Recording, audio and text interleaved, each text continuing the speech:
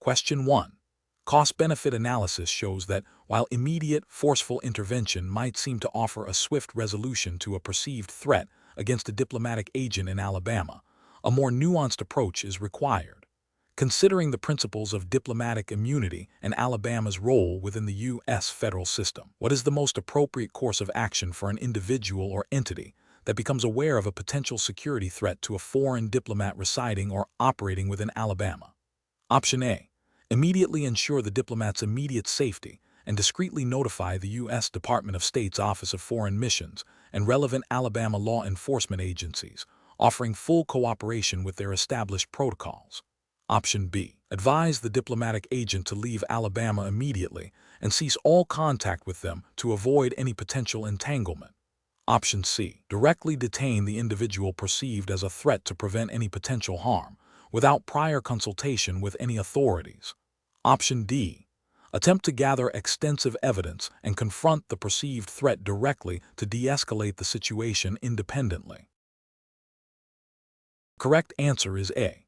Immediately ensure the diplomat's immediate safety and discreetly notify the U.S. Department of State's Office of Foreign Missions and relevant Alabama law enforcement agencies, offering full cooperation with their established protocols. Explanation. This scenario presents a professional challenge because it requires balancing the immediate needs of a diplomatic agent with the broader legal obligations and security protocols established by international and Alabama law. The protection of diplomatic agents is paramount, but this protection must be implemented within a framework that respects sovereignty and avoids actions that could be misconstrued or lead to diplomatic incidents. The core tension lies in ensuring the agent's safety and well-being without infringing upon the host state's jurisdiction or creating undue diplomatic friction. The best approach involves immediate, discreet notification to the relevant Alabama authorities responsible for diplomatic affairs and security, while simultaneously offering the agent consular assistance and ensuring their immediate physical safety within the confines of their diplomatic immunity. This approach is correct because it adheres to the principles of diplomatic immunity as enshrined in international conventions, which Alabama, as part of the United States, is bound to uphold. Specifically, it recognizes the inviolability of the diplomatic agent and their premises, while also acknowledging the need for the host state's cooperation in ensuring their security and investigating any potential threats. Prompt and proper notification allows for a coordinated response that respects both the agent's status and the host state's authority. An incorrect approach would be to directly intervene and detain the individual without consulting or informing Alabama authorities. This would constitute a violation of diplomatic immunity, potentially leading to severe diplomatic repercussions and legal challenges. It bypasses the established protocols for handling such situations and assumes a level of authority that is not vested in a private entity or individual. Another incorrect approach would be to ignore the situation or delay reporting it to the appropriate authorities, hoping the problem resolves itself. This failure to act not only endangers the diplomatic agent, but also neglects the legal and ethical responsibility to report potential security breaches involving foreign representatives. Such inaction could be interpreted as negligence and could have serious diplomatic consequences for the United States and Alabama. A further incorrect approach would be to attempt to resolve the situation through direct, unauthorized negotiation with the perceived threat, without involving official channels.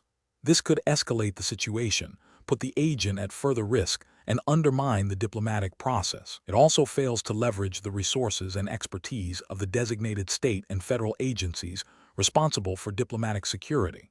Professionals should employ a decision-making process that prioritizes immediate safety, followed by adherence to established legal and diplomatic protocols. This involves understanding the scope of diplomatic immunity, identifying the correct channels for reporting and seeking assistance, such as the U.S. Department of State's Office of Foreign Missions and relevant Alabama law enforcement agencies, and acting with discretion and in cooperation with authorized entities.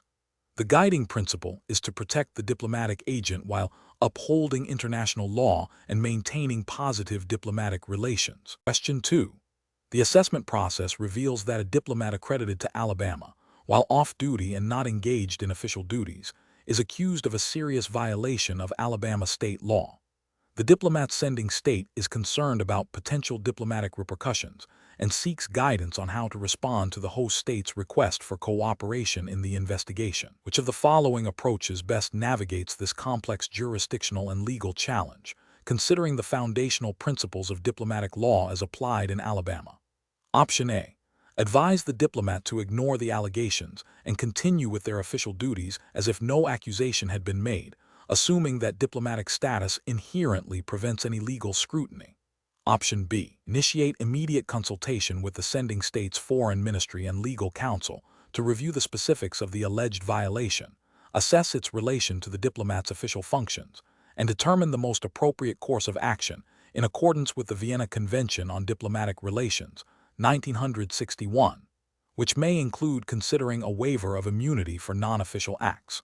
Option C. Instruct the diplomat to claim full diplomatic immunity and refuse any cooperation with Alabama authorities, citing the diplomat's status as absolute protection regardless of the nature of the alleged offense.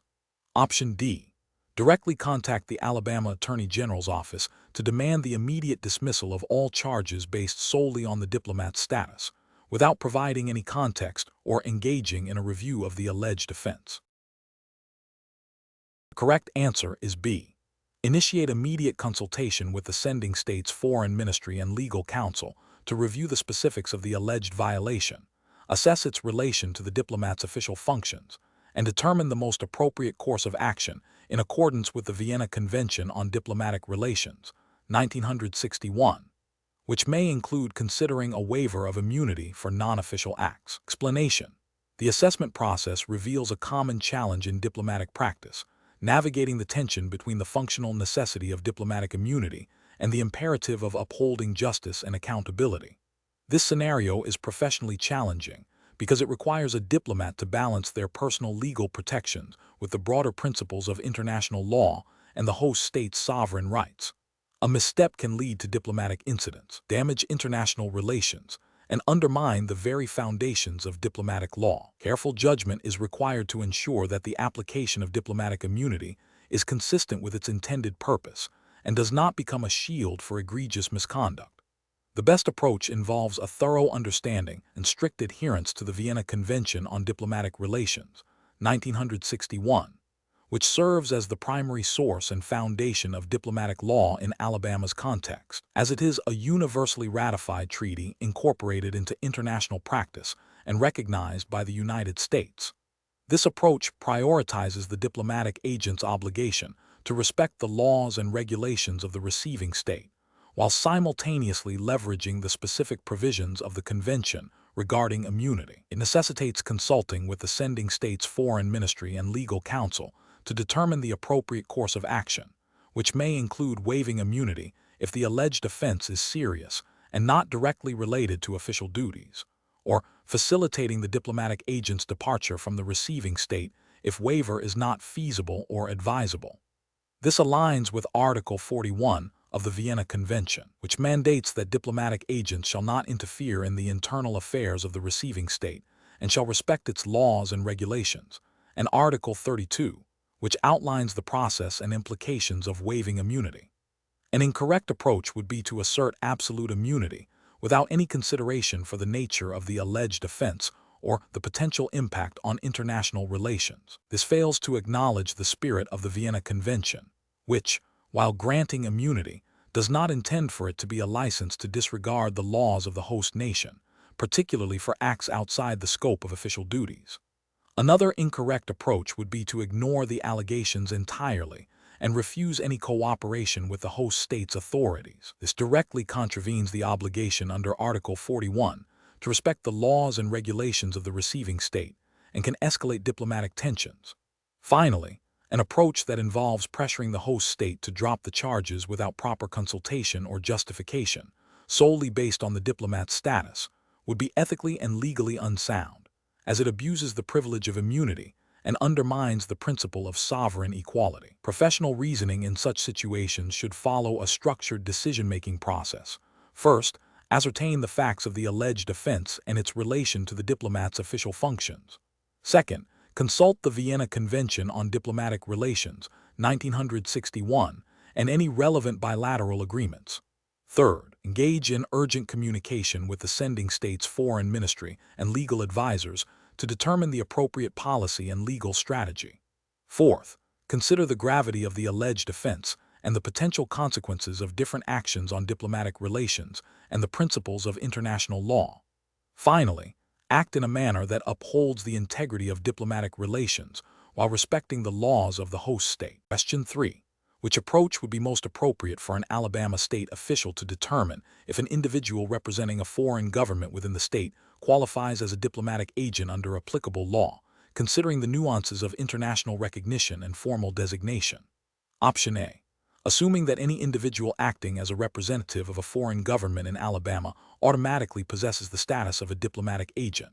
Option B. Classifying the individual based solely on their physical presence and regular activities within the state of Alabama, without regard to their official appointment by a foreign government. Option C. Assessing the individual's perceived influence and the informal nature of their duties performed within Alabama, regardless of any formal diplomatic accreditation. Option D. Reviewing the individual's official credentials and the formal designation provided by their sending state, and cross-referencing this with the criteria established by the Vienna Convention on Diplomatic Relations as applied within Alabama's legal context. The correct answer is D.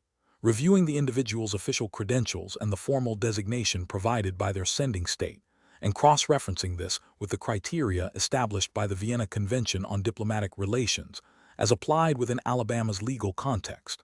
Explanation. This scenario presents a professional challenge because it requires a precise understanding of the definition and classification of diplomatic agents under Alabama law, specifically within the context of international diplomatic relations. Misclassifying an individual can lead to significant legal and diplomatic repercussions, including potential violations of international agreements and state sovereignty. Careful judgment is required to ensure adherence to established diplomatic protocols and Alabama's specific legal interpretations of these protocols. The best approach involves a thorough review of the individual's credentials and the official designation provided by their sending state, cross-referencing this with the specific criteria outlined in the Vienna Convention on Diplomatic Relations, as interpreted and applied within Alabama's legal framework. This approach is correct because it prioritizes official recognition and adherence to international norms, which are foundational to diplomatic immunity and privileges. Alabama law, in its application of diplomatic law, would defer to these established international standards for defining and classifying diplomatic agents. This ensures that individuals are afforded the correct legal status and protections, thereby maintaining predictable and respectful international relations. An incorrect approach would be to rely solely on the individual's perceived level of influence or the informal nature of their duties within the state. This fails to acknowledge that diplomatic status is a formal designation conferred by a sovereign state and recognized under international law. Such an approach risks misinterpreting the scope of diplomatic immunity and could lead to unwarranted legal scrutiny or diplomatic incidents. Another incorrect approach would be to classify the individual based on their physical presence within Alabama, irrespective of their official diplomatic accreditation. Diplomatic status is not determined by mere geographical location, but by formal appointment and recognition. This oversight would disregard the established principles of diplomatic law and could result in the erroneous application of state laws to individuals who are legally protected by diplomatic immunity. Furthermore, an incorrect approach would be to assume that any representative of a foreign government automatically holds diplomatic agent status. While some representatives may have diplomatic status, others may hold consular or other official roles that do not confer the same privileges and immunities as a diplomatic agent. Alabama's legal framework would require a clear distinction based on the specific nature of the appointment and the applicable international conventions. The professional decision-making process for similar situations should involve a systematic evaluation of the individual's official documentation, the nature of their role as defined by their sending state, and the relevant provisions of international diplomatic law as incorporated into Alabama's legal understanding. When in doubt, consulting with legal counsel specializing in international and diplomatic law, or seeking guidance from the appropriate state or federal authorities responsible for diplomatic affairs, is crucial to ensure accurate classification and compliance. Question 4. When advising a foreign consulate located in Birmingham, Alabama, on the scope of their immunity from state civil process. What is the most prudent method for determining the applicable legal standards and potential limitations, considering the interplay of judicial decisions and scholarly writings within Alabama's legal framework? Option A. Focus primarily on the opinions of foreign legal scholars and the diplomatic practices of other nations, assuming these will be directly applicable to the Alabama context. Option B. Prioritize a comprehensive review of recent Alabama Supreme Court and relevant federal court decisions interpreting diplomatic immunity within the state, supplemented by scholarly articles from recognized legal journals that analyze these decisions and their implications for Alabama. Option C. Consult only the earliest judicial decisions on diplomatic immunity in Alabama, disregarding any subsequent legal developments or scholarly analyses that might refine or contradict these older rulings. Option D. Rely exclusively on the general principles of diplomatic immunity as outlined in foundational international law treaties, without specific regard for Alabama's judicial interpretations or scholarly commentary. Correct answer is B. Prioritize a comprehensive review of recent Alabama Supreme Court and relevant federal court decisions interpreting diplomatic immunity within the state, supplemented by scholarly articles from recognized legal journals that analyze these decisions and their implications for Alabama. Explanation: investigation of judicial decisions and scholarly writings in Alabama diplomatic law presents a unique challenge due to the evolving nature of international relations and the nuanced interpretation of diplomatic privileges and immunities. Professionals must navigate a landscape where established precedents may be tested by new circumstances, and scholarly analysis can offer critical insights into the underlying principles and potential future directions of the law. The challenge lies in discerning which judicial pronouncements carry the most persuasive weight and how scholarly interpretations can be ethically and practically applied within the specific context of Alabama's legal framework, particularly when dealing with foreign diplomats accredited to the state or operating within its borders. The most effective approach involves a thorough examination of relevant Alabama Supreme Court and federal court decisions that directly address diplomatic law issues impacting the state. This includes analyzing the reasoning and holdings of these courts to understand how they have interpreted and applied existing statutes and international conventions.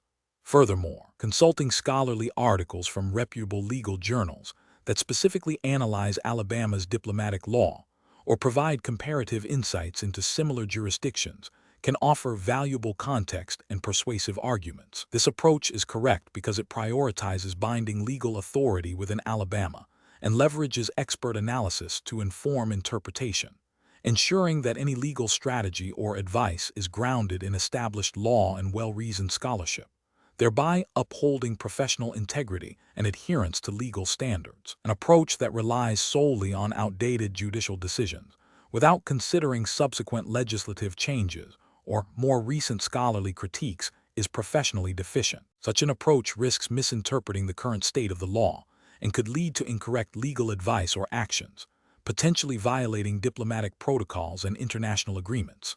Similarly, prioritizing the opinions of foreign scholars or courts without a clear nexus to Alabama law or relevant international conventions, or without critically assessing their applicability to the specific facts at hand, is problematic. This can lead to the misapplication of principles and a failure to adhere to the specific legal framework governing diplomatic relations within Alabama. Relying exclusively on general principles of international law without grounding them in specific Alabama judicial interpretations or scholarly analysis relevant to the state's context also represents a failure to engage with the precise legal requirements. Professionals should adopt a systematic decision-making process that begins with identifying the core legal question. This involves a comprehensive search for binding Alabama judicial precedent. Where direct precedent is lacking, the search should extend to persuasive authority from federal courts within Alabama and, cautiously, from other states with similar legal traditions.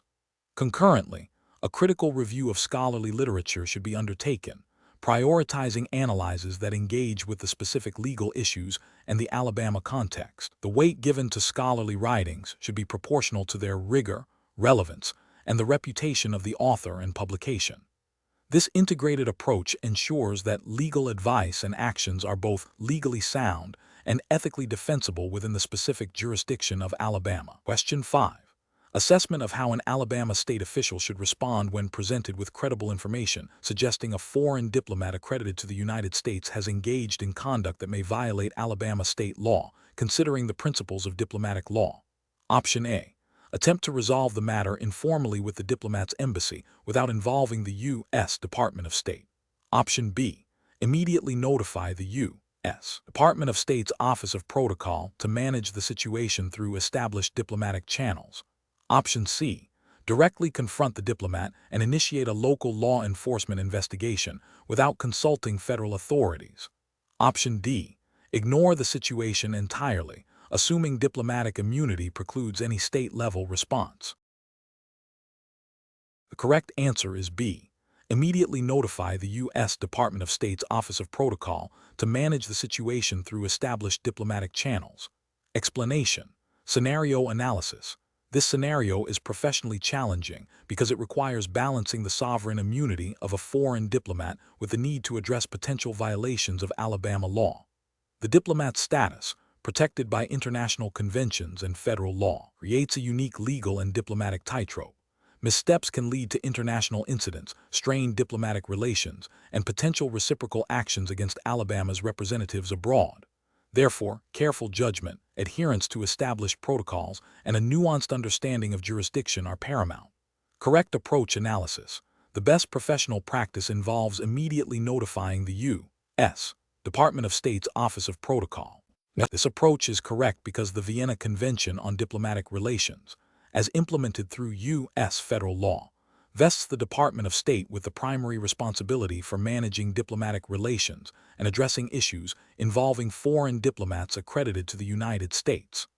The Office of Protocol acts as the central point of contact for all matters concerning diplomatic immunity and privileges. They possess the expertise and authority to engage with the sending state's diplomatic mission through established channels, ensuring that any investigation or resolution is conducted in accordance with international law and diplomatic norms, thereby preserving the integrity of diplomatic relations and avoiding unilateral actions that could have severe repercussions. Incorrect approach is analysis.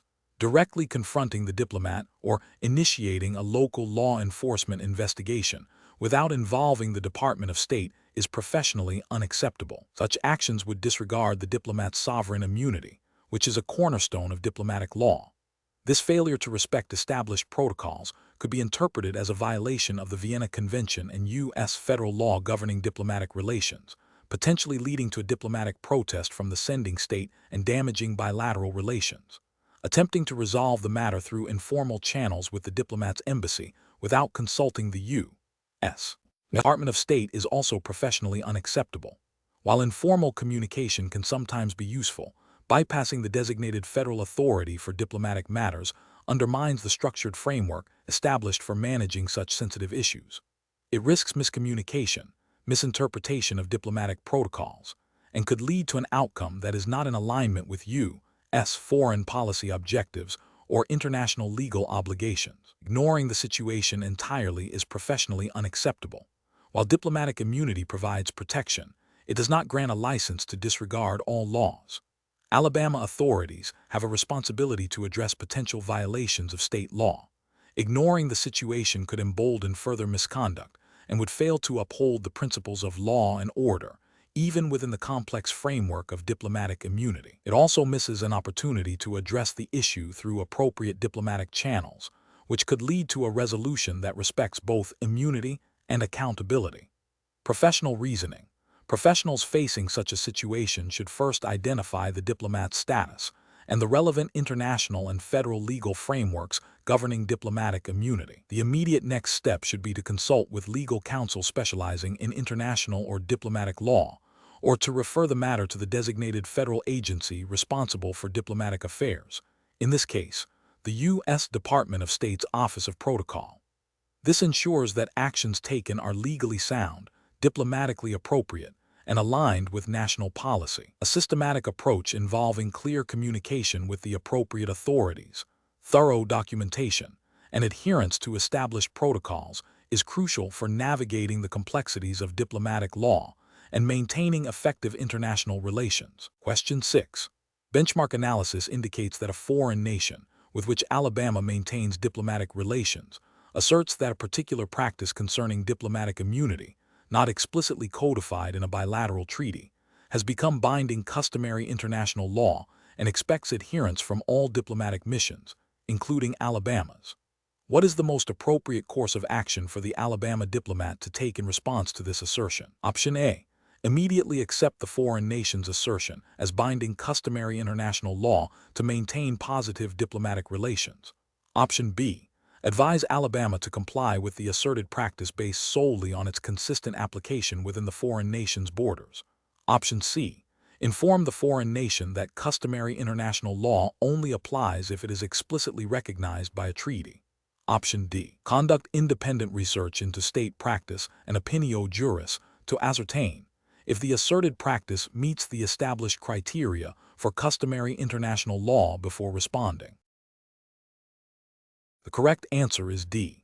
Conduct independent research into state practice and opinio juris to ascertain if the asserted practice meets the established criteria for customary international law before responding. Explanation.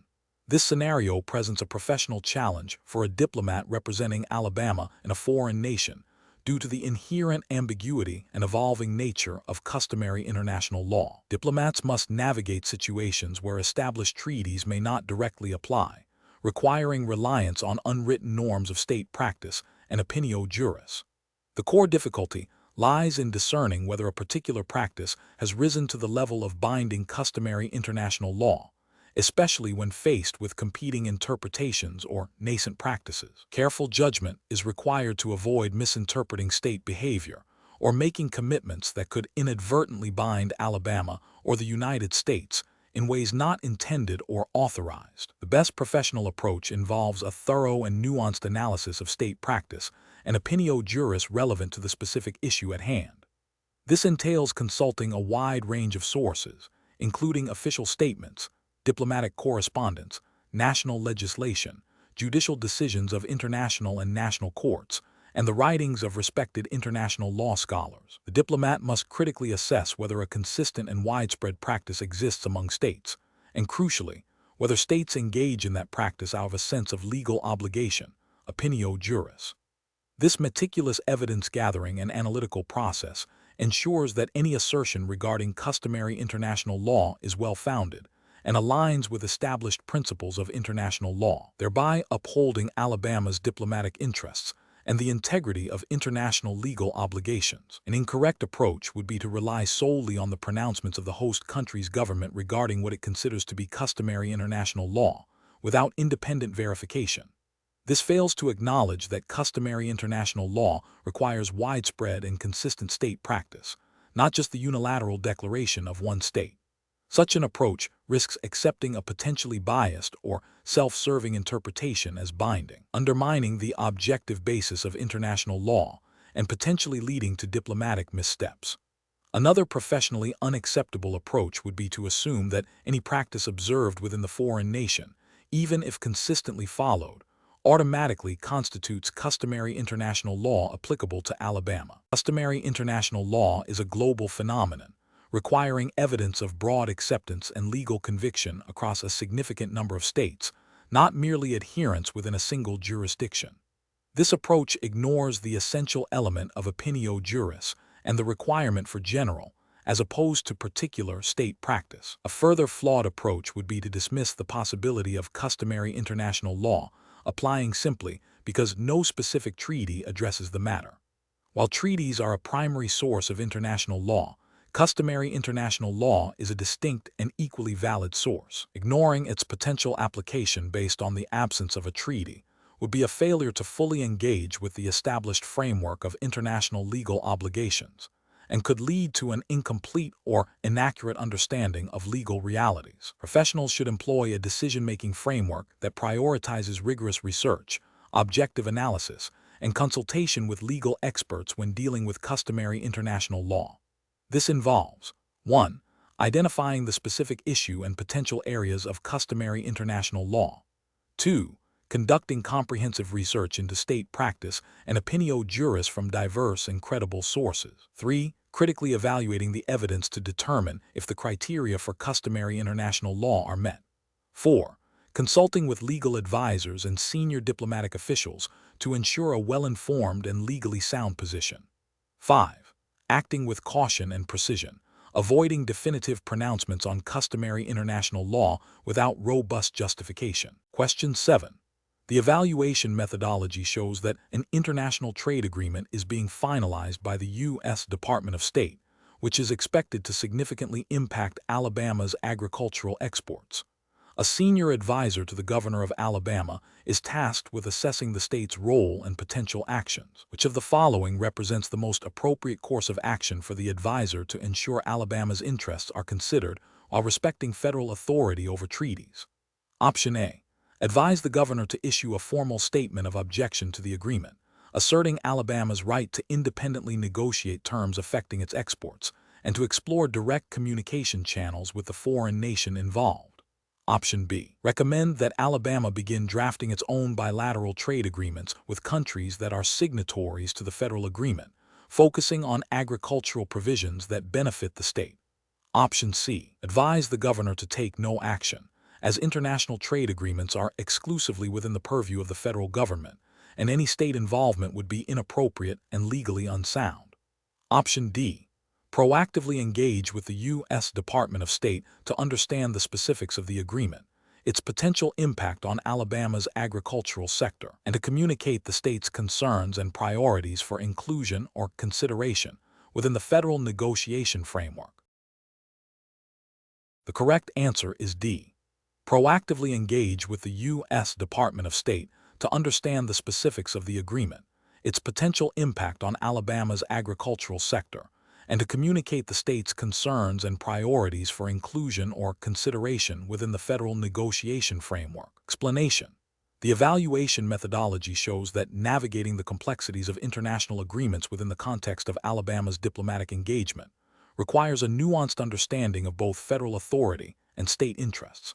This scenario is professionally challenging because it involves balancing the exclusive federal power to enter into treaties with the potential impact of such agreements on state-level governance and economic activities within Alabama. The need for careful judgment arises from the potential for misinterpretation of federal supremacy, leading to either overreach by state actors or a failure to adequately represent Alabama's unique interests in international forums. The best approach involves proactively seeking clarity and guidance from the U.S. Department of State regarding the scope and implications of any proposed international agreement that might affect Alabama. This includes understanding the extent to which the agreement falls under exclusive federal jurisdiction and identifying any areas where Alabama's input or consent might be relevant, even if not legally binding. This approach is correct because it adheres to the Supremacy Clause of the U.S. Constitution, which vests the power to make treaties solely with the federal government. By engaging with the State Department, Alabama officials can ensure they are acting within constitutional bounds, avoid potential legal challenges, and effectively advocate for the state's interests by understanding the federal government's treaty-making process and the agreement's specific provisions. This proactive engagement allows for informed decision-making and ensures that any state-level actions are aligned with federal foreign policy objectives. An incorrect approach would be to assume that any international agreement impacting Alabama's economy automatically grants the state the right to independently negotiate or object to its terms. This fails to recognize the exclusive federal authority over treaty-making and could lead to actions that undermine U.S. foreign policy or are deemed unconstitutional. Another incorrect approach would be to ignore the potential impact of an international agreement on Alabama, assuming it is solely a federal matter. This neglects the professional responsibility to represent the interests of the state and its citizens, potentially leading to unforeseen negative consequences for Alabama's economy, industries, or regulatory environment.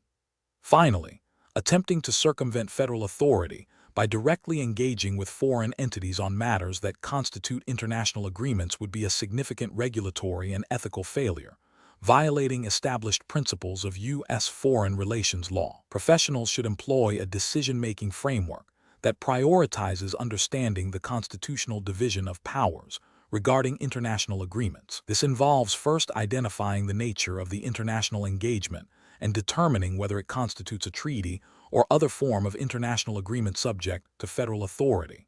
Subsequently, professionals should consult relevant federal agencies, particularly the U.S. Department of State, to ascertain the federal government's position and the agreement's scope.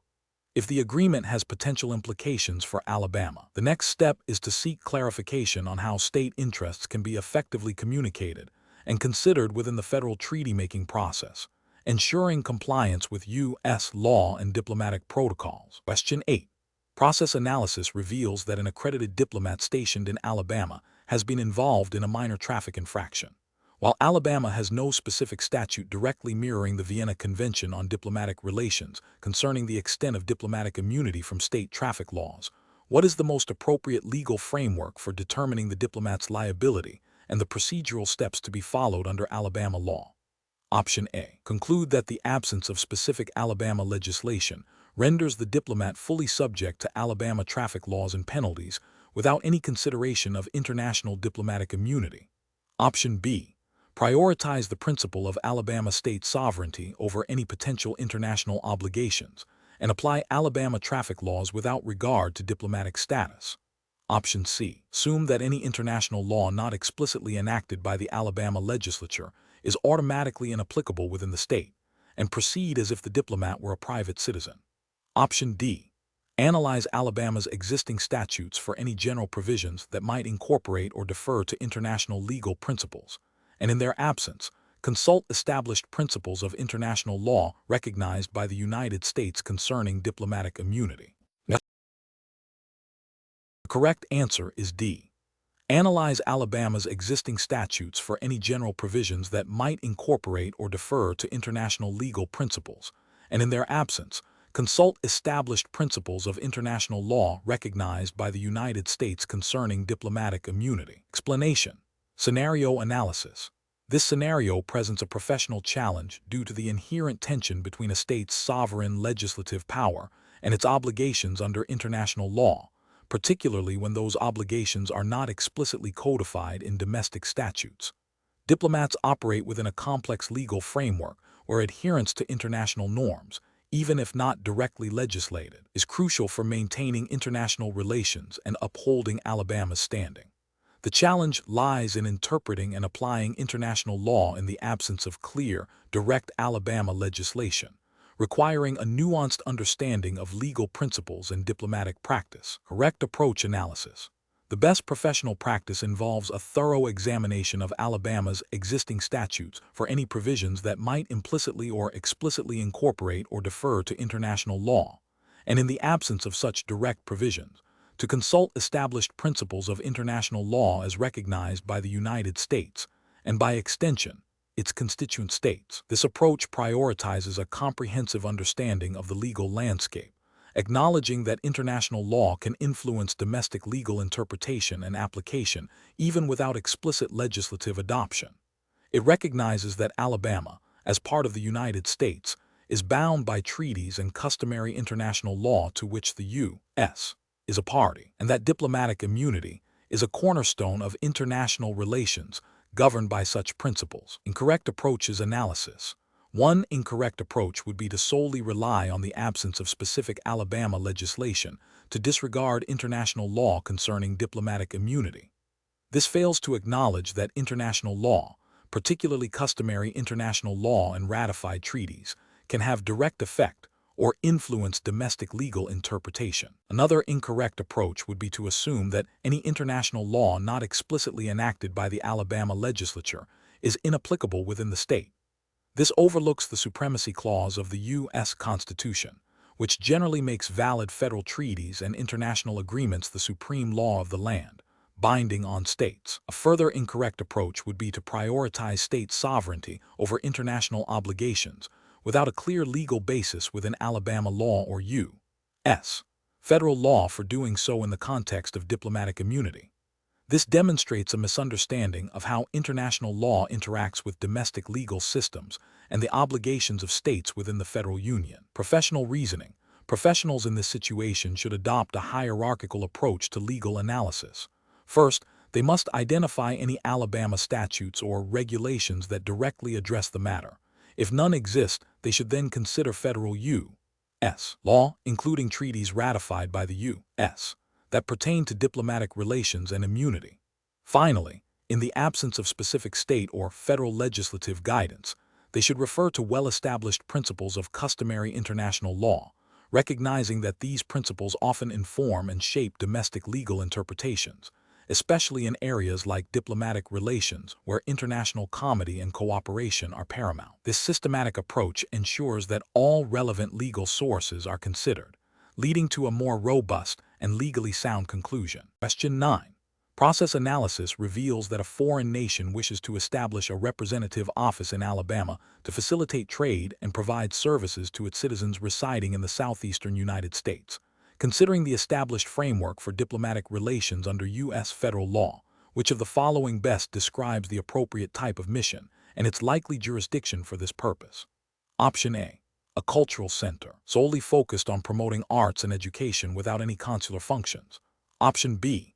An embassy, with its primary jurisdiction being the entire United States, including Alabama. Option C. A consulate with a jurisdiction that would encompass Alabama and potentially other states in the region as designated by the U.S. Department of State. Option D. A trade delegation, operating independently of any formal diplomatic recognition. The correct answer is C. A consulate, with a jurisdiction that would encompass Alabama and potentially other states in the region as designated by the U.S. Department of State. Explanation. Scenario analysis. This scenario presents a professional challenge due to the potential for misinterpreting the functional scope and legal standing of different diplomatic missions within Alabama. Alabama, like all U.S. states, operates under the federal government's exclusive authority in foreign affairs, including the establishment and recognition of diplomatic missions. Misunderstanding the distinct roles of embassies and consulates can lead to inappropriate engagement, misallocation of resources, and potential diplomatic incidents. Careful judgment is required to correctly identify the appropriate entity for a given interaction based on its defined purpose and jurisdiction. Correct approach analysis. The best professional practice involves recognizing that embassies in the United States are the primary diplomatic missions representing a foreign sovereign state, headed by an ambassador, and are typically located in Washington, D.C. They handle broad diplomatic relations, political affairs, and represent the state at the federal level.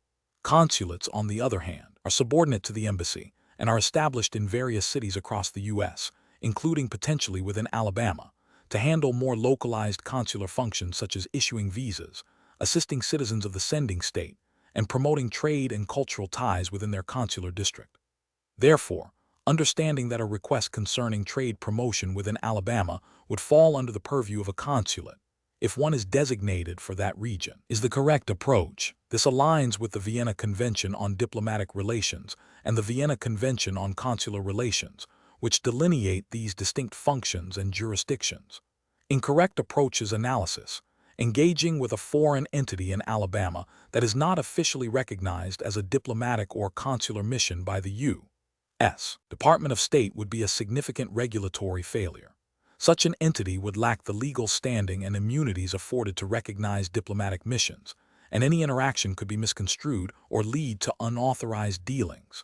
Similarly, attempting to conduct broad political negotiations or address matters of national policy with a consular office in Alabama would be a jurisdictional overreach. Consulates are not empowered to engage in such high-level diplomatic functions. These are the exclusive domain of embassies.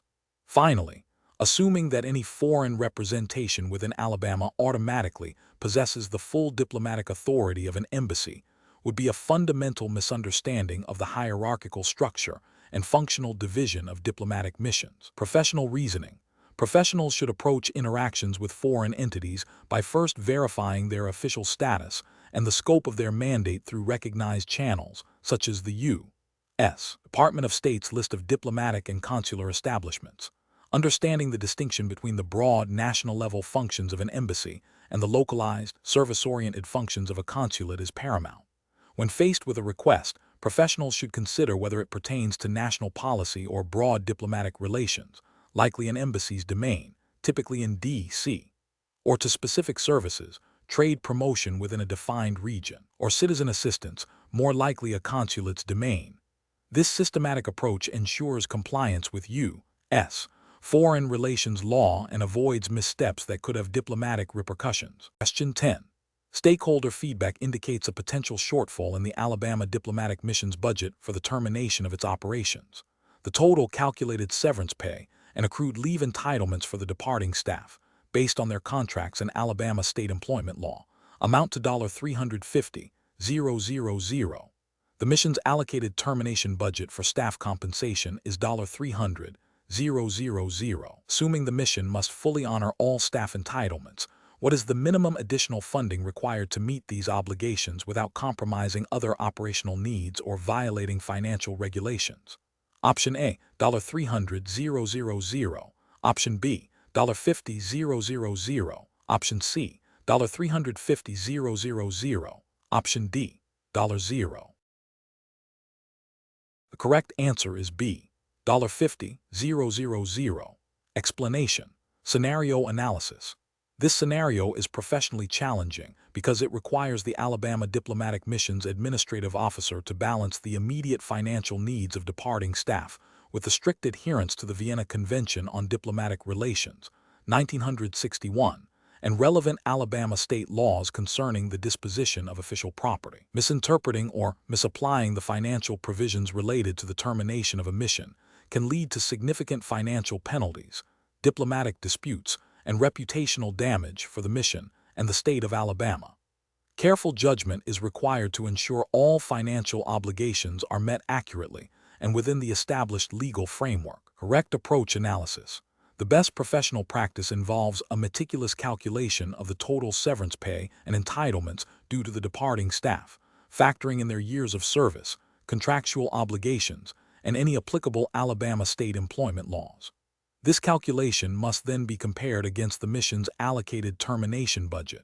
If the calculated total exceeds the budget, the administrative officer must immediately initiate a formal request for supplementary funding, clearly detailing the shortfall and the justification based on contractual and legal entitlements.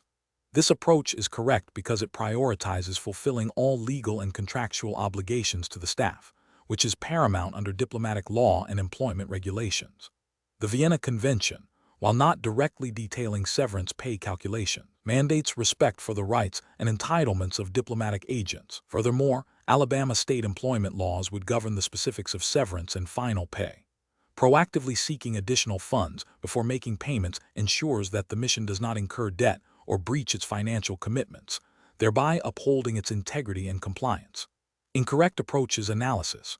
One incorrect approach would be to unilaterally reduce the severance pay for all departing staff to fit within the existing budget, without seeking additional funding or reevaluating the budget allocation. This is professionally unacceptable because it directly violates contractual agreements and potentially Alabama state employment laws regarding severance and final pay.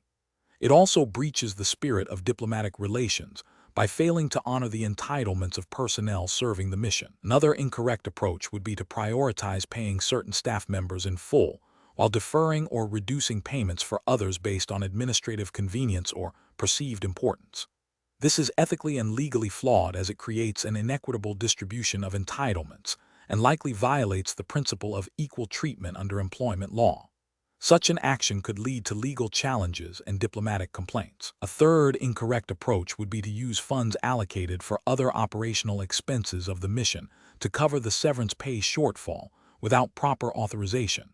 This is a serious regulatory and ethical failure. It misallocates funds, potentially jeopardizing other critical mission functions, and bypasses the established budgetary control and approval processes mandated by both diplomatic protocol and Alabama state financial regulations.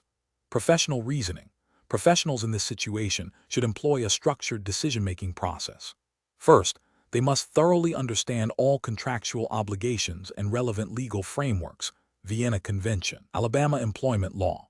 Second, they should perform precise financial calculations to determine the exact entitlements. Third, they must compare these entitlements against available budgetary resources. If a shortfall exists, the immediate and correct action is to formally request supplementary funding, providing clear justification. This process ensures compliance, fairness, and responsible financial management, safeguarding the mission's reputation and legal standing. Question 11. The audit findings indicate a potential vulnerability in the secure storage and access protocols for classified diplomatic correspondence within the Embassy of the Republic of Eldorado in Montgomery, Alabama. Considering the principles of diplomatic law and the specific context of operating within Alabama, what is the most appropriate course of action for the embassy's security officer to take? Option A. Conduct a thorough review of the embassy's current document handling policies and procedures, comparing them against the requirements of the Vienna Convention on Diplomatic Relations, 1961, and any relevant Alabama state laws or guidelines pertaining to foreign missions, to identify specific areas of noncompliance and develop targeted corrective measures.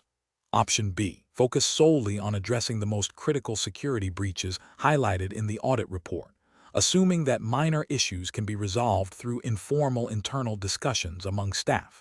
Option C. Immediately implement enhanced physical security measures, such as increased guard presence and restricted access to all areas containing documents, without further investigation into the specific nature of the audit findings. Option D. Request a formal clarification from the U.S. Department of State regarding the interpretation of diplomatic immunity as it pertains to internal document security protocols, deferring any internal action until a response is received. The correct answer is A. Conduct a thorough review of the embassy's current document handling policies and procedures, comparing them against the requirements of the Vienna Convention on Diplomatic Relations, 1961, and any relevant Alabama state laws or guidelines pertaining to foreign missions, to identify specific areas of noncompliance and develop targeted corrective measures. Explanation: the audit findings indicate a potential breach of diplomatic protocol and security concerning the handling of sensitive documents within the Embassy of the Republic of Eldorado in Montgomery, Alabama. This scenario is professionally challenging because it requires balancing the operational needs of the mission with strict adherence to international diplomatic law and Alabama's specific legal framework governing foreign missions. Mismanagement of such information can lead to significant diplomatic incidents, compromise national security, and damage international relations. Careful judgment is required to ensure compliance while maintaining the mission's functionality.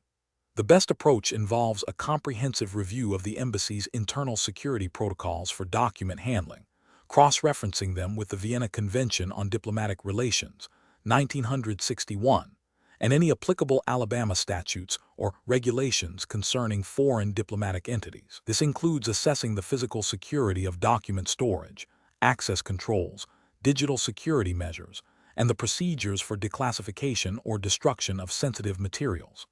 The justification for this approach lies in its proactive and systematic nature, ensuring that all relevant legal and diplomatic obligations are met. It directly addresses the audit's concerns by evaluating the existing framework against established international and local standards, identifying any gaps or non-compliance. An incorrect approach would be to dismiss the audit findings as mere bureaucratic overreach without a thorough investigation. This fails to acknowledge the potential legal and diplomatic ramifications of improper document handling. It neglects the duty of care owed to the host country and the international community to maintain secure and compliant operations, potentially violating Article 31 of the Vienna Convention concerning inviolability of mission premises and archives. Another incorrect approach would be to immediately implement drastic, unilateral security changes without consulting the host country's authorities or seeking clarification on specific Alabama regulations. This could be perceived as an overreaction or an attempt to circumvent established diplomatic channels, potentially creating unnecessary friction and misunderstanding with local law enforcement or state officials. It also risks implementing measures that are either insufficient or overly burdensome, failing to achieve effective security while respecting diplomatic privileges and immunities. Finally, an approach that involves selectively addressing only the most obvious security lapses identified in the audit, while ignoring underlying systemic issues, is also flawed. This superficial fix does not provide a robust solution and leaves the mission vulnerable to future breaches. It fails to establish a sustainable security posture that aligns with both international diplomatic norms and the specific legal environment of Alabama. Professionals should employ a risk-based decision-making framework. This involves 1. Understanding the scope of the audit findings and their potential impact. 2. Identifying all relevant legal and diplomatic obligations, e.g., Vienna Convention, Alabama laws. 3. Assessing current practices against these obligations. 4. Developing and implementing corrective actions that are proportionate, effective, and compliant. 5. Consulting with legal counsel and relevant diplomatic authorities as needed. Question 12. System analysis indicates that a newly accredited nation is preparing to establish its diplomatic mission in Alabama. What is the most prudent and legally sound approach to ensure the mission's establishment and subsequent operation fully comply with both international diplomatic law and the specific regulatory framework of Alabama and the United States? Option A. Prioritize rapid establishment of the mission by proceeding with operational setup based on general knowledge of diplomatic practices, deferring detailed verification of U.S. federal and Alabama state legal requirements until after the mission is fully operational. Option B. Rely on informal understandings and past practices of other diplomatic missions in different U.S. states without independently verifying specific U.S. federal and Alabama state legal requirements for the new mission's location. Option C. Conduct thorough due diligence by researching and adhering to the Vienna Convention on Diplomatic Relations, relevant U.S. federal laws including the Foreign Missions Act, and any specific Alabama state or local regulations pertaining to the mission's establishment and operation, while actively engaging with U.S. State Department officials and relevant Alabama authorities. Option D. Assume that the privileges and immunities granted under the Vienna Convention on Diplomatic Relations automatically exempt the mission from needing to comply with any U.S. federal or Alabama state laws, proceeding with establishment based on general diplomatic protocols. Correct answer is C. Conduct thorough due diligence by researching and adhering to the Vienna Convention on Diplomatic Relations, relevant U.S. federal laws including the Foreign Missions Act, and any specific Alabama state or local regulations pertaining to the mission's establishment and operation, while actively engaging with U.S. State Department officials and relevant Alabama authorities. Explanation. Scenario analysis. This scenario presents a professional challenge due to the inherent complexities of establishing and operating a diplomatic mission in Alabama, requiring strict adherence to both international diplomatic law and the specific regulatory environment of the United States and Alabama. Misinterpreting or neglecting these requirements can lead to significant diplomatic incidents, legal complications, and damage to international relations. The core challenge lies in balancing the privileges and immunities granted to diplomatic missions with the sovereign rights and regulatory obligations of the host state. Correct approach analysis. The best professional practice involves a comprehensive and proactive approach to understanding and complying with all applicable laws and regulations. This includes meticulously researching and adhering to the Vienna Convention on Diplomatic Relations, relevant U.S. federal laws such as the Foreign Missions Act, and any specific state or local ordinances in Alabama that might pertain to the establishment and operation of a foreign mission. This approach prioritizes thorough due diligence, seeking expert legal counsel, and engaging in open communication with U.S. State Department officials and relevant Alabama authorities to ensure all requirements for accreditation, property acquisition, staffing, and operational protocols are met in full compliance. This ensures the mission operates legally and harmoniously within the host country. Incorrect approaches analysis. One incorrect approach is to assume that the privileges and immunities granted under the Vienna Convention automatically supersede all domestic laws without specific consultation or understanding of U.S. federal and Alabama state regulations. This overlooks the fact that the U.S. has specific domestic legislation implementing the convention, and states like Alabama may have their own regulations concerning property use, zoning, or security that must be navigated. Failure to do so could result in violations of local ordinances or state laws, leading to disputes and potential sanctions. Another incorrect approach is to prioritize expediency over thoroughness, proceeding with the establishment of the mission based on general knowledge of diplomatic practices without verifying specific U.S. federal and Alabama state requirements. This could lead to overlooking critical steps such as obtaining necessary permits, complying with building codes, or adhering to specific employment laws for locally hired staff, all of which are essential for lawful operation. A third incorrect approach is to rely solely on informal understandings or past practices of other diplomatic missions without formal verification.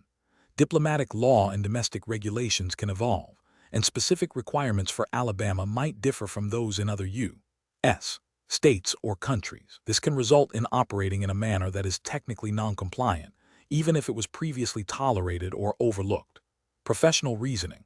Professionals tasked with establishing a diplomatic mission must adopt a systematic and legally informed decision-making process. This begins with identifying all relevant legal frameworks, international treaties, Vienna Convention, U.S. federal statutes and regulations, and any applicable Alabama state and local laws. The next step is to engage with the U.S. Department of State's Office of Foreign Missions and relevant Alabama state agencies early in the process to clarify all procedural and legal requirements. Seeking specialized legal counsel with expertise in diplomatic law and U.S. domestic regulations is crucial. A risk assessment should be conducted to identify potential compliance challenges and develop mitigation strategies. Finally, continuous monitoring and adaptation to any changes in regulations are essential for sustained compliance. Question 13. What factors determine the appropriate response by Alabama authorities when a foreign diplomat claims an unauthorized intrusion into their embassy's secure archives, potentially compromising sensitive documents? Option A. The local law enforcement agency's standard operating procedures for property breaches, without specific consideration for diplomatic status. Option B. The nature and extent of the alleged intrusion, adherence to the Vienna Convention on Diplomatic Relations, and consultation with the U.S. Department of State. Option C. The perceived credibility of the diplomat's personal account and the potential political implications of the alleged intrusion. Option D.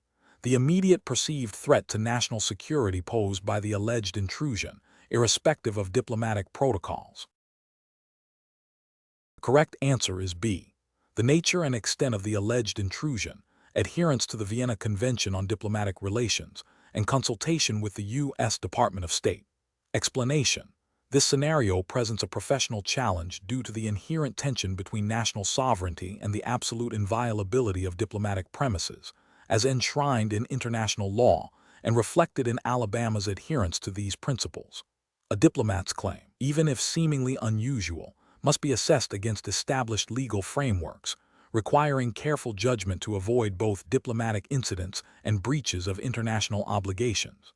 The best approach involves a thorough, objective assessment of the situation based on established diplomatic law principles. This means meticulously documenting the alleged intrusion, consulting relevant provisions of the Vienna Convention on Diplomatic Relations, which Alabama, as part of the United States, is bound by, and seeking guidance from the U.S. Department of State's Office of Foreign Missions. This approach prioritizes adherence to international law, protects the integrity of diplomatic missions, and ensures a measured, legally sound response. It acknowledges the gravity of any potential breach of inviolability while demanding evidence and proper procedure. An incorrect approach would be to immediately dismiss the diplomat's concerns without any investigation.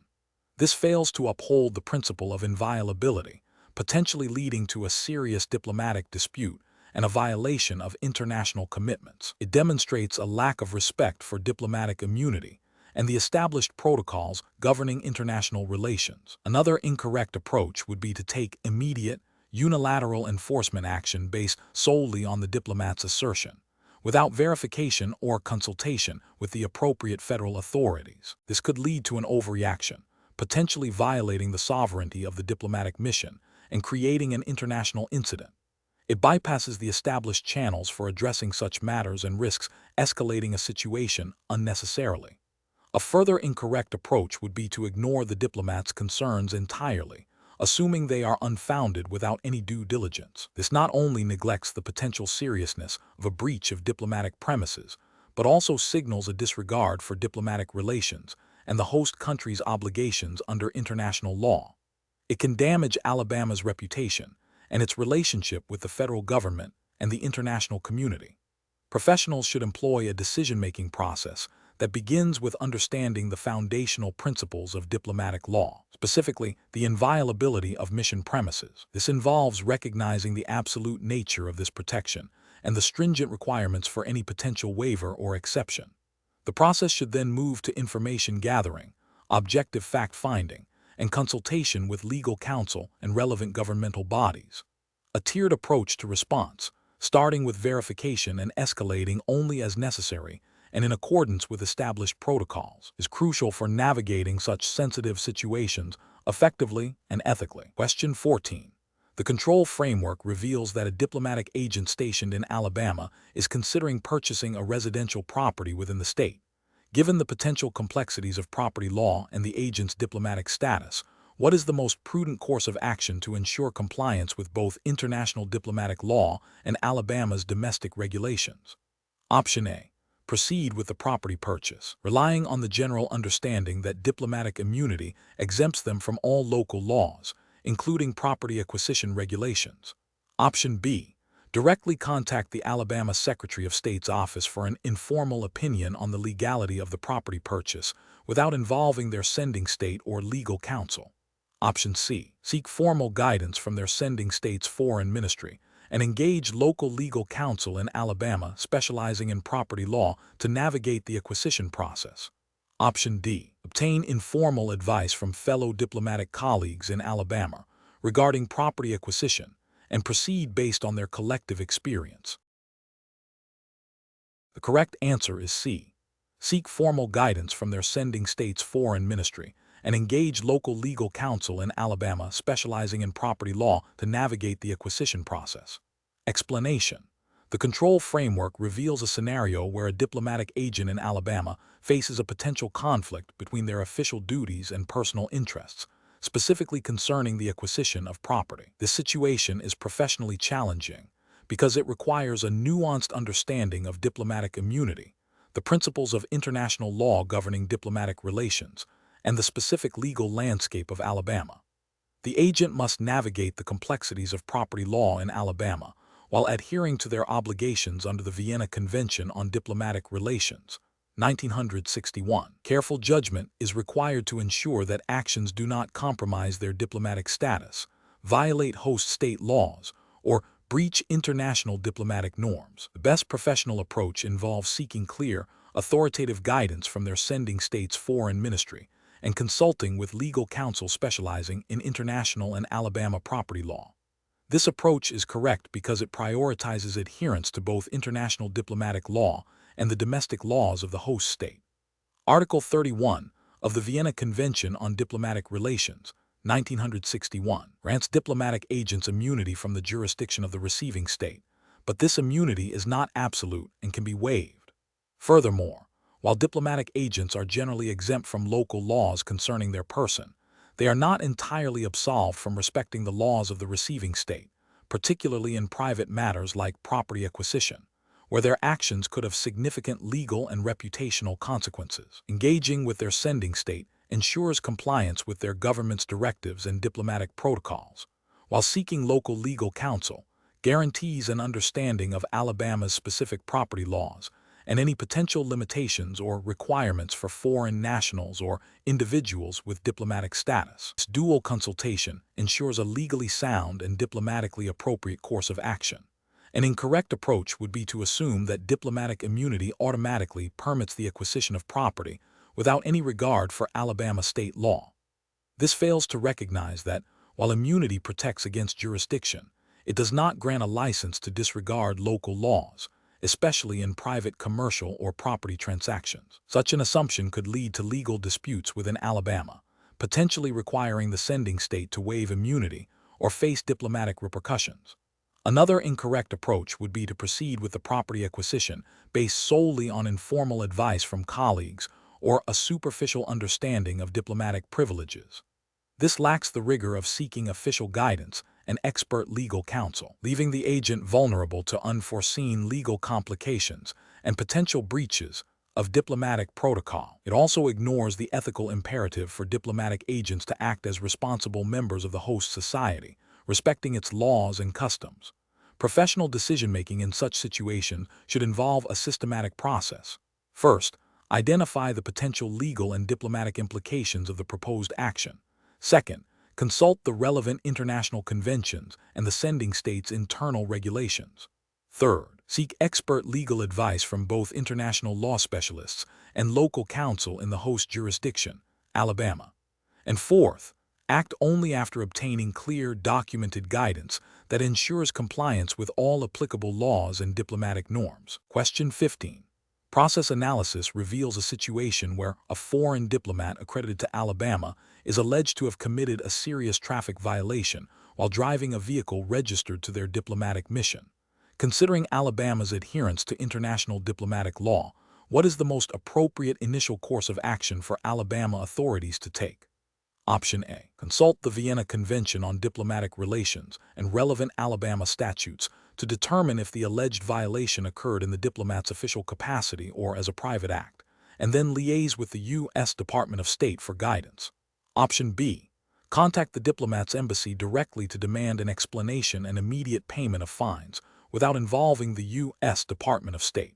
Option C. Assume the diplomat has absolute immunity for any offense and take no action, regardless of the nature of the violation.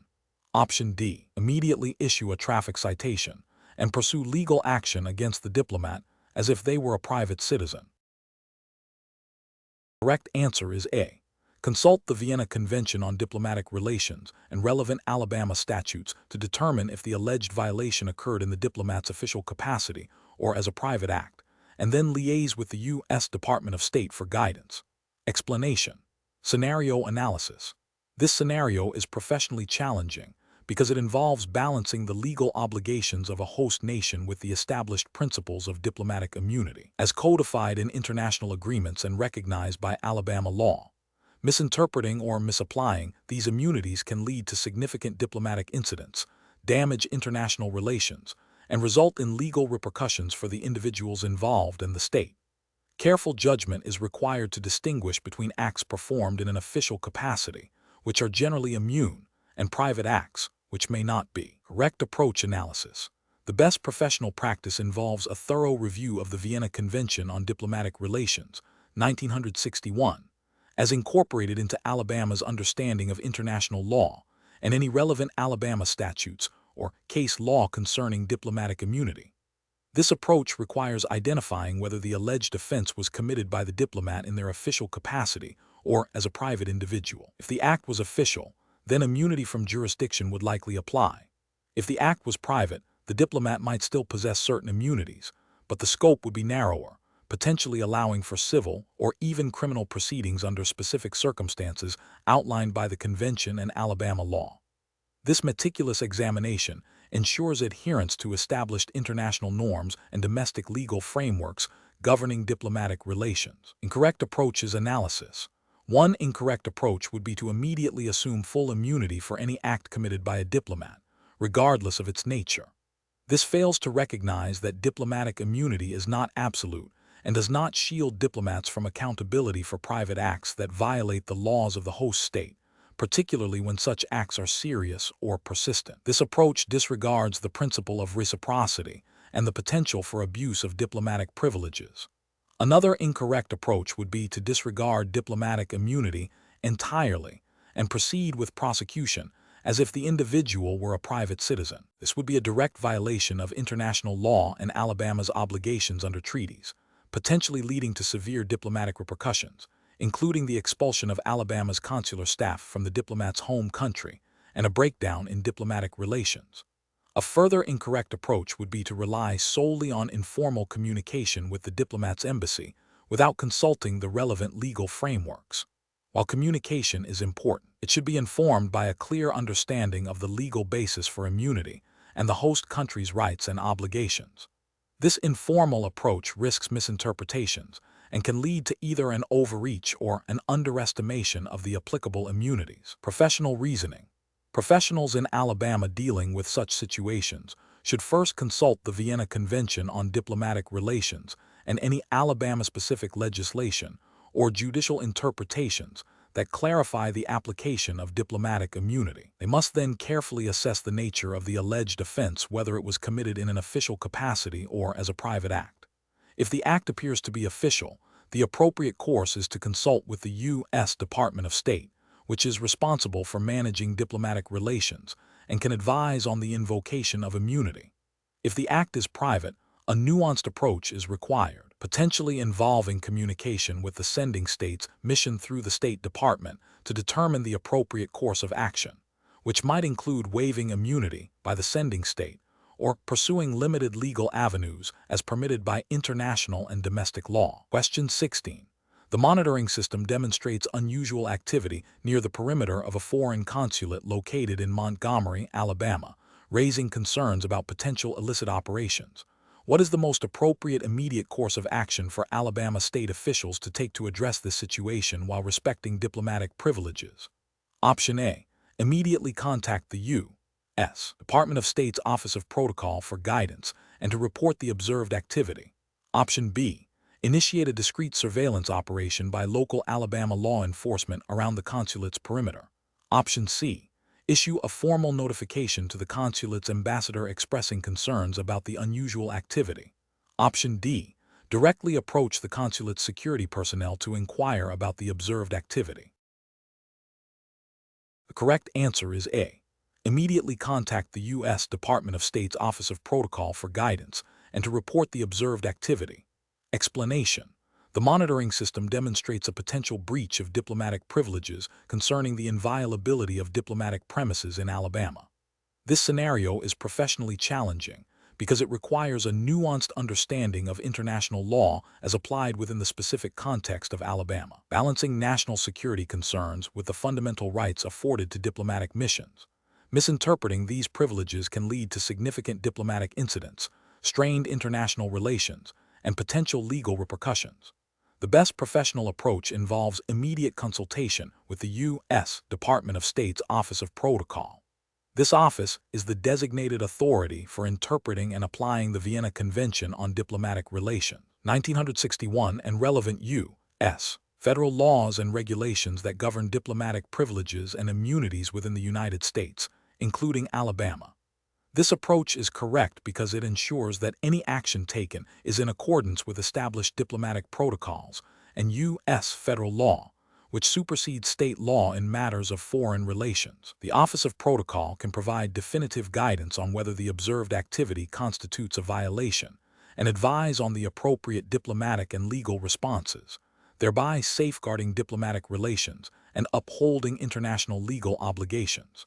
An incorrect approach would be to immediately initiate a search of the premises based on suspicion alone. This fails to recognize the absolute inviolability of diplomatic premises under Article 22 of the Vienna Convention, which prohibits any intrusive action by agents of the receiving state, in this case, Alabama law enforcement or state officials, within the premises without the consent of the head of the mission. Such an action would be a direct violation of international law and could provoke a severe diplomatic protest. Another incorrect approach would be to contact the local Alabama law enforcement agency for an independent investigation without involving federal authorities or the Office of Protocol. While local law enforcement has jurisdiction within Alabama for general criminal matters, their authority is significantly curtailed concerning diplomatic missions. They lack the legal standing to investigate or take action within inviolable diplomatic premises without federal authorization and adherence to diplomatic protocols. This bypasses the established channels for handling such sensitive matters, risking a breach of diplomatic immunity. A further incorrect approach would be to issue a formal diplomatic protest to the sending state's embassy directly, without consulting the U.S. Department of State. While diplomatic protests are a tool in international relations, the U.S. federal government, through the Department of State, is the sole entity authorized to engage in formal diplomatic communication with foreign missions on behalf of the United States.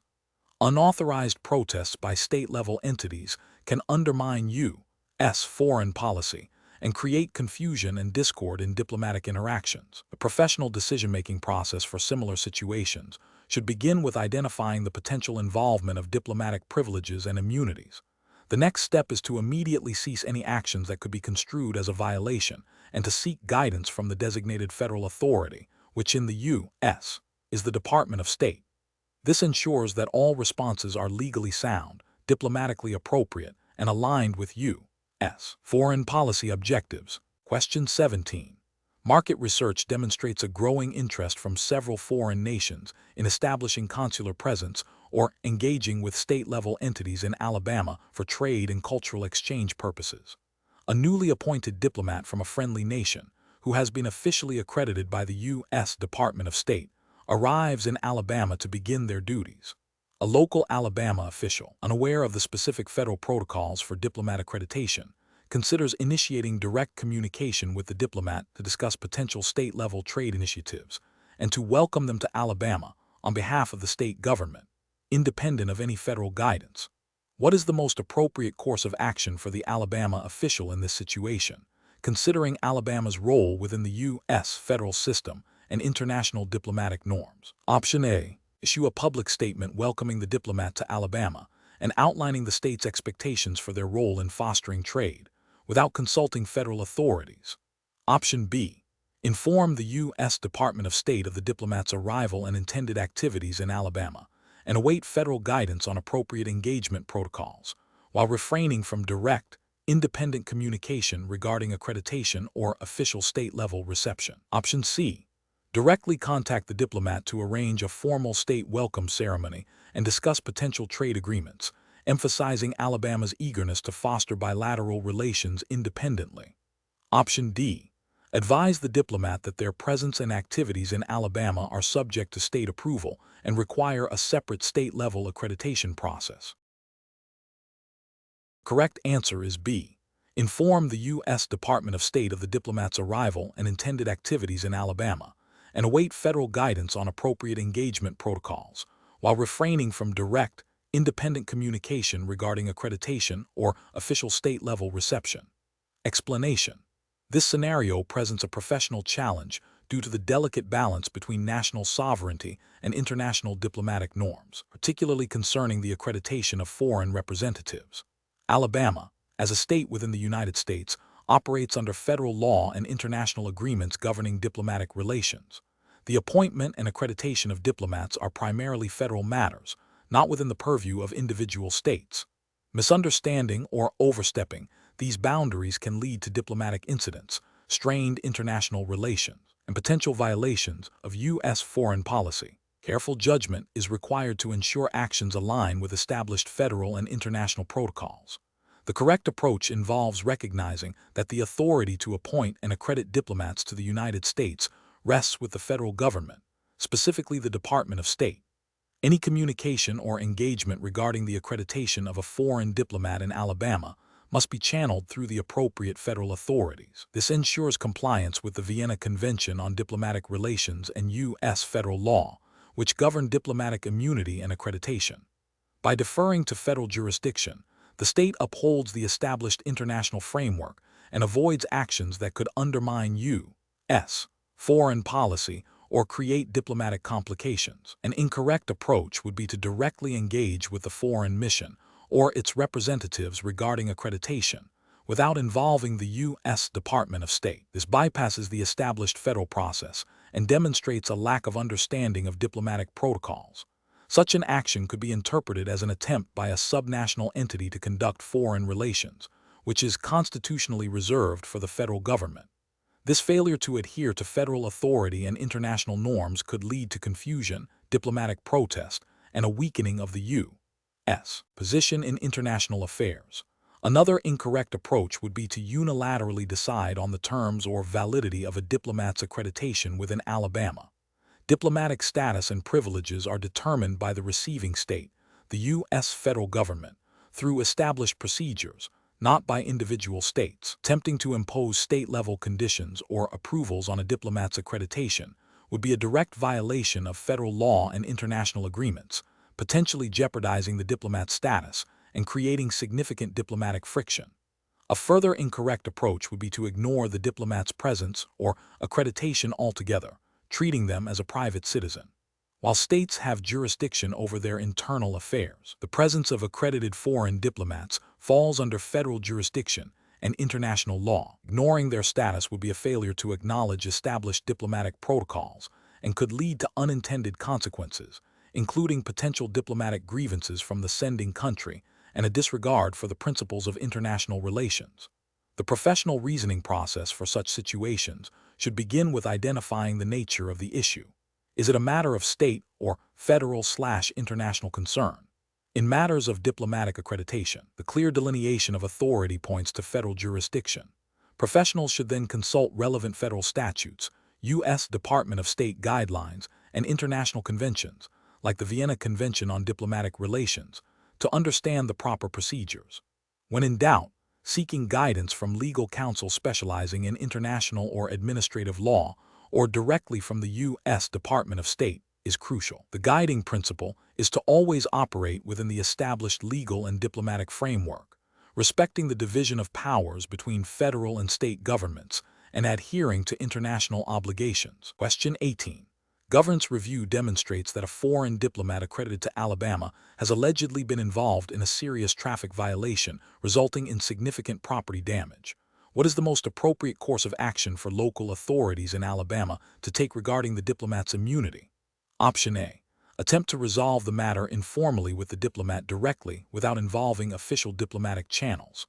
Option B. Formally notify the sending state's diplomatic mission or Ministry of Foreign Affairs about the alleged offense and request a waiver of immunity. Option C. Ignore the alleged offense due to the diplomat's immunity and take no action.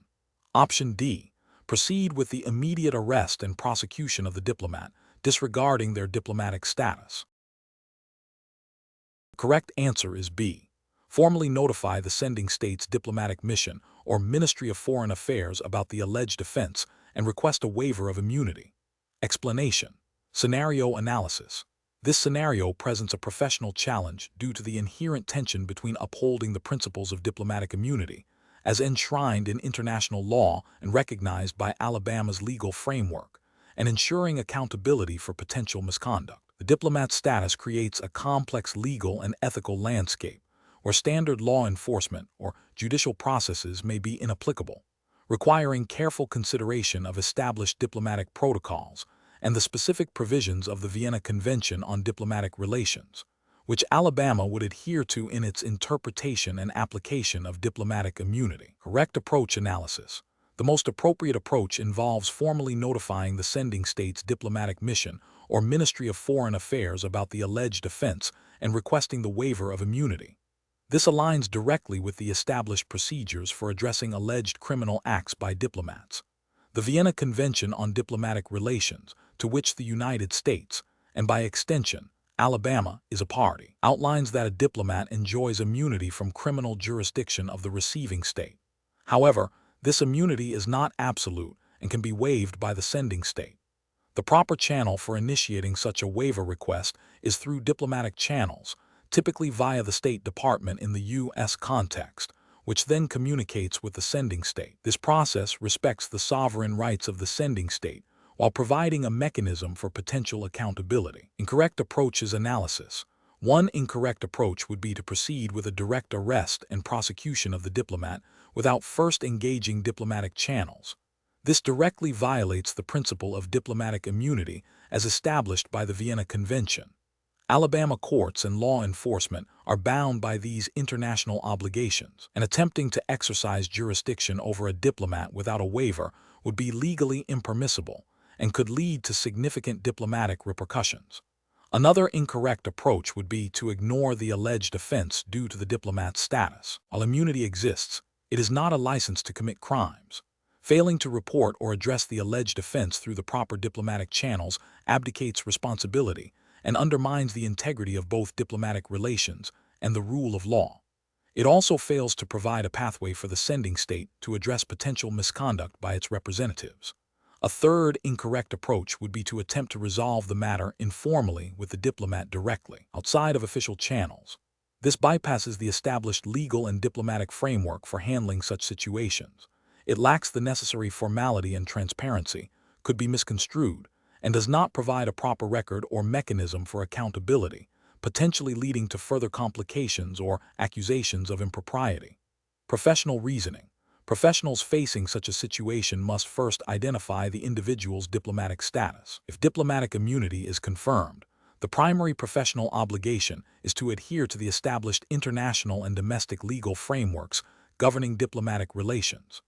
This involves consulting relevant treaties, such as the Vienna Convention on Diplomatic Relations, and following established protocols for communication with the State Department or equivalent federal agencies responsible for foreign affairs. The decision-making process should prioritize respecting diplomatic immunity while simultaneously initiating the correct procedural steps to address the alleged offense, which invariably involves engaging the sending state through official diplomatic channels. Question 19.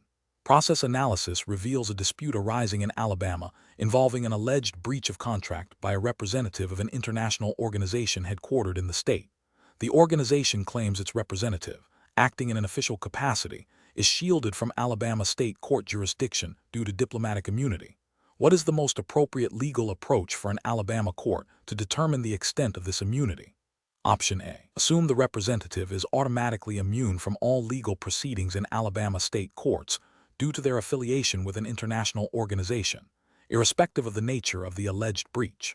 Option B. Apply general principles of agency law to determine liability, without specific consideration for the unique legal status and potential immunities granted to international organizations under international law and U.S. federal recognition. Option C. Thoroughly examine the specific provisions of the Vienna Convention on Diplomatic Relations and any applicable Alabama statutes or case law that interpret or implement these international obligations, focusing on whether the alleged breach falls within the scope of official duties or constitutes a private act. Option D. Proceed to adjudicate the breach of contract claim against the representative and the organization under standard Alabama contract law principles, disregarding their international status. The correct answer is C. Thoroughly examine the specific provisions of the Vienna Convention on Diplomatic Relations and any applicable Alabama statutes or case law that interpret or implement these international obligations, focusing on whether the alleged breach falls within the scope of official duties or constitutes a private act. Explanation. Scenario analysis. This scenario is professionally challenging because it requires a nuanced understanding of the legal status of international organizations within the specific framework of Alabama law, particularly concerning their immunity from state jurisdiction. Diplomats and international organizations often possess privileges and immunities designed to facilitate their functions, but the scope and limitations of these immunities are not always clear-cut and can be subject to interpretation, especially when interactions with local entities or individuals arise. Careful judgment is required to balance the need for international cooperation and the functional necessity of diplomatic immunity with the principles of state sovereignty and the administration of justice within Alabama. Correct approach analysis. The best professional practice involves meticulously researching and applying the specific provisions of the Vienna Convention on Diplomatic Relations, as incorporated and interpreted by relevant Alabama statutes and case law. This approach prioritizes adherence to established international law and its domestic implementation. It requires understanding that while diplomatic missions and their personnel enjoy significant immunities, these are not absolute and can be waived or may not extend to certain types of actions, particularly those considered private or outside the scope of official duties. The justification lies in the principle that diplomatic immunity is functional, intended to ensure the efficient performance of diplomatic functions, not to shield individuals from all legal accountability. Alabama courts, when faced with such issues, will look to federal law and international treaties as interpreted by federal courts, and then to any specific Alabama legislation that might further define or limit these immunities in a manner consistent with federal and international law. Incorrect approaches analysis. One incorrect approach would be to assume that all actions undertaken by an international organization's representative are automatically covered by diplomatic immunity, regardless of their nature. This fails to recognize that immunity is generally tied to official functions and that private acts may fall outside its protection. Relying solely on a general understanding of diplomatic privilege without consulting specific treaty provisions and Alabama's legal interpretations could lead to misapplication of the law. Another incorrect approach would be to disregard the international organization's status entirely and attempt to subject it to Alabama state court jurisdiction, as if it were a domestic entity. This ignores the established principles of international law and the sovereign immunity that international organizations often enjoy, which are typically recognized and enforced by U.S. federal courts, and by extension, state courts when applicable. Such an approach would likely be met with a motion to dismiss based on sovereign immunity. A third incorrect approach would be to apply general principles of corporate law or agency law, without considering the unique legal status conferred upon international organizations by international agreements and their recognition under U.S. law. This overlooks the specialized legal framework governing these entities, which often grants them privileges and immunities distinct from those of ordinary corporations or state agencies. Professional reasoning. Professionals facing such a situation should adopt a systematic approach. First, identify the specific international organization and the nature of the legal issue. Second, consult the foundational international agreements governing the organization and its representatives, such as the Vienna Convention on Diplomatic Relations and any specific host country agreements. Third, research how these international obligations have been interpreted and implemented within the U.S. federal legal system, and critically, within Alabama's specific statutory and case law. This involves looking for any Alabama statutes that might address the status of international organizations or their representatives, or Alabama court decisions that have interpreted federal law or treaties in this context. Fourth, analyze whether the actions in question fall within the scope of official duties or are considered private acts. Finally, apply the relevant legal principles to determine the extent of any applicable immunity, seeking legal counsel if necessary to navigate complex jurisdictional questions. Question 20. Process analysis reveals that an Alabama diplomat stationed in a foreign nation is assisting several Alabama nationals who are facing significant legal and financial difficulties due to a new internal regulation enacted by the host country. The diplomat has been asked to provide financial support to these nationals to cover their immediate expenses while they resolve their legal issues. The diplomat estimates that the per diem rate for essential living expenses in the host country is $150, and there are 5 Alabama nationals requiring assistance for an estimated 30 days. The diplomat must decide on the most appropriate course of action, balancing the duty to assist nationals with the strict prohibition against interfering in the internal affairs of the host state. Option A. Directly calculate the total potential financial aid required, which is $150 times 30 times 5 equals $22, 500 and offer this sum to the nationals as direct financial assistance to alleviate their immediate burdens. Option B. Calculate the total potential financial aid required by multiplying the per diem rate by the number of days and the number of nationals, and then advise the nationals on how to access local resources and legal aid within the host country's framework, while refraining from direct financial disbursement. Option C. Refuse to provide any financial or substantive assistance, citing the principle of non-interference in internal affairs as a complete bar to any form of support. Option D. Immediately contact the host country's foreign ministry to lodge a formal protest regarding the new regulation and demand that the host country provide financial compensation to the Alabama nationals. The correct answer is B. Calculate the total potential financial aid required by multiplying the per diem rate by the number of days and the number of nationals, and then advise the nationals on how to access local resources and legal aid within the host country's framework, while refraining from direct financial disbursement. Explanation. Scenario analysis. This scenario presents a professional challenge due to the inherent tension between providing necessary consular assistance to a national and the absolute prohibition against interfering in the internal affairs of a host state, as enshrined in diplomatic law. The Alabama diplomat must navigate this delicate balance, ensuring their actions are perceived as supportive rather than intrusive, which requires a nuanced understanding of jurisdictional boundaries and the principles of sovereign equality. The calculation of potential financial aid, while seemingly straightforward, becomes complex when intertwined with the non-interference principle, as the provision of funds could be misconstrued as an attempt to influence domestic matters. Correct approach analysis. The best professional practice involves a measured approach that prioritizes information gathering and the provision of neutral, factual assistance without offering direct financial intervention that could be interpreted as interference. This aligns with the core tenets of diplomatic law, specifically the principle of non-interference in the internal affairs of a host state, as codified in customary international law and reflected in diplomatic practice.